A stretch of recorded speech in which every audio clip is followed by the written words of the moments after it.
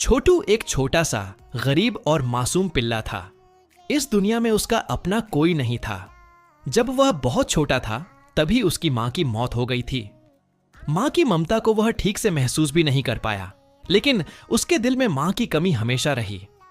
छोटू अक्सर गायों की गलियों में भटकता रहता था। कभी किसी घर के दरवाजे पर रुक जाता, शायद कोई उसे कुछ खाने को दे दे। कभी किसी दुकान के बाहर बैठ जाता, शायद कोई रोटी का टुकड़ा मिल जाए। कुछ दिन उसे थोड़ा सा खाना मिल जाता और कई दिन वह भूखा ही सो जाता था। ठंडी रातों में वह जमीन पर सिकुड़कर सोता। जब आसपास सब शांति हो जाती तब छोटू आसमान की ओर देखता और मन ही मन कहता, मां, आप कहां हो? क्या यही मेरी जिंदगी है? उसकी आंखों में आंसू नहीं थे, लेकिन उसका दिल बहुत रोता था। एक दिन छोटू गायों के एक छोटे से बाजार से गुजर रहा था। चारों तरफ शोर था, लोग, आवाजें और भागती जिंदगी। छोटू डरते डरते एक कोने में खड़ा था। तभी वहां से एक भली भांति मां गुजर रही थी। उसकी नजर अचानक उस मासूम पिल्ले पर पड़ गई। छोटू के बाल गंदे थे, शरीर कमजोर था और आंखों में गहरी मासूमियत छुपी थी। वह मां वहीं रुक गई। उसका दिल पिघल गया।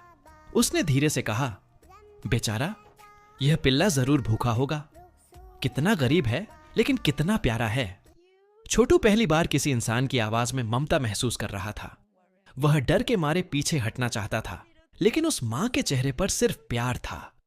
उस मां ने धीरे से छोटू को अपनी गोद में उठा लिया। उस पल छोटू का दिल तेजी से धड़कने लगा, जैसे उसे लगा हो कि उसकी मां वापस आ गई है। वह मां छोटू को अपने घर ले गई, उसे पानी पिलाया और खाना दिया। छोटू ने जिंदगी में पहली बार पेट भरकर खाना खाया।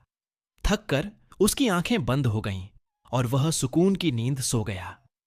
नींद में उसने अपनी मां को देखा, जो मुस्कुराते हुए कह रही थी, बेटा, अब तुम अकेले नहीं हो। उस दिन के बाद छोटू की जिंदगी बदल गई। अब वह भूखा नहीं सोता था। अब कोई था जो उसे प्यार से पुकारता था, जो उसके सिर पर हाथ फेरता था।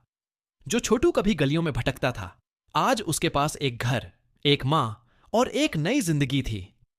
वह कभी कभी आसमान की ओर देखता और मन ही मन कहता, धन्यवाद मां और धन्यवाद जिंदगी।